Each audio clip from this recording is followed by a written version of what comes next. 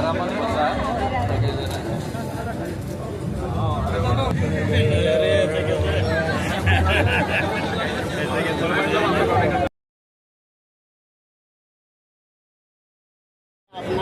नाही मराठीतून भाऊ 1 जुलै आपला वाढदिवस आहे. काय सांगाल? भरपूर संख्येने आपले मित्रमंडळी इथे आलेले आहेत.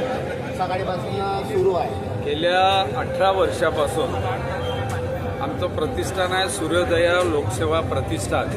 यांच्या माध्यमातून आम्ही ज्येष्ठ नागरिक सन्मान दिवस म्हणून साजरा करीत असतो. 1 जुलैला जसा माझा वाढदिवस आहे तसंच माझ्यासोबत आमच्या परिवारातला आमच्या भागातलं 200पेक्षा जास्त ज्येष्ठांचा जन्मदिवस आजच्या दिवशी असतो. जेव्हा ज्येष्ठांचा वाढदिवस आम्ही या ठिकाणी साजरा करतो तेव्हा त्यांच्या डोळ्यातला आनंद हा माणसाला संपूर्ण जीवनाचा यशाचा आनंद मिळवून देतो. ज्येष्ठांचे आशीर्वाद, ज्येष्ठांचा आनंद. आज तर हरिभक्तपरायण अनिल महाराजांनी अतिशय सुंदर वक्तव्य त्यांच्या जन्मदिवशी केलं. आजचा दिवस माझ्यासाठी अतिशय अभिमानाचा, आनंदाचा आणि मला आशीर्वाद प्राप्त करणारा आहे. मोठ्या संख्येने आशीर्वाद मला जनता देते आहे. हेच मला मिळालेलं फार मोठं धन आहे. आपल्याला मागील ग्रॅज्युएट लोकांचा म्हणजे भावी आमदार म्हणून कोळे यांना पाहतात, आपण काय म्हणाल? 25 सप्टेंबरपासून पक्षाने मला पदवीधर नोंदणी प्रमुख म्हणून जबाबदारी दिली आहे.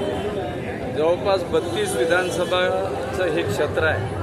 आमच्या हे जवळपास 72 तालुके आहे आणि विस्तीर्ण असा 5 लोकसभा असलेला हा विधानसभा क्षेत्र आहे. मला आदरणीय देवेंद्रजी आणि आदरणीय नितीनजी आणि बावनकुळे साहेबांनी 2020मध्ये जो भारतीय जनता पार्टीचा पराभव झाला, हा पराभवाचा वचपा काढण्याचं आणि पदवीधरांना संघटित करण्याचं काम दिलेलं आहे. मला सांगताना आनंद होतो आहे. गेल्या 6 महिन्यात मागच्यापेक्षा दुप्पट म्हणजे जवळपास 2 लाखाच्या जवळपास पदवीधर मतदार नोंदणी करण्यात आम्ही लोक यशस्वी झालो आहे. प्रचंड उत्साह आहे. नवीन नेतृत्व पाहून पदवीधरसुद्धा मला खूप सहकार्य करत आहे. कोणत्याही परिस्थितीत येणाऱ्या नोव्हेंबर महिन्यामध्ये होणारी ही निवडणूक लाखोच्या फरकाने मी जिंकून दाखवेल असा विश्वास मी आदरणीय देवेंद्रजी आणि आदरणीय नितीनजींना दिलेला आहे.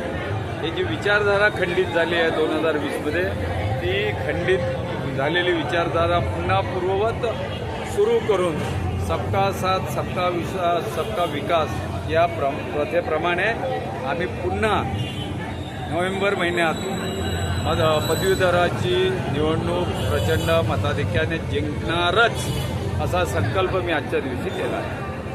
आपल्या नवीन मतदार असेल, तरुण माझे मित्रमंडळी असेल, सर्वांना माझा एवढाच विनंती आहे, सल्ला आहे की आदरणीय मोदींजींच्या नेतृत्वामध्ये देश आता विश्वगुरुत्वाकडे जात आहे.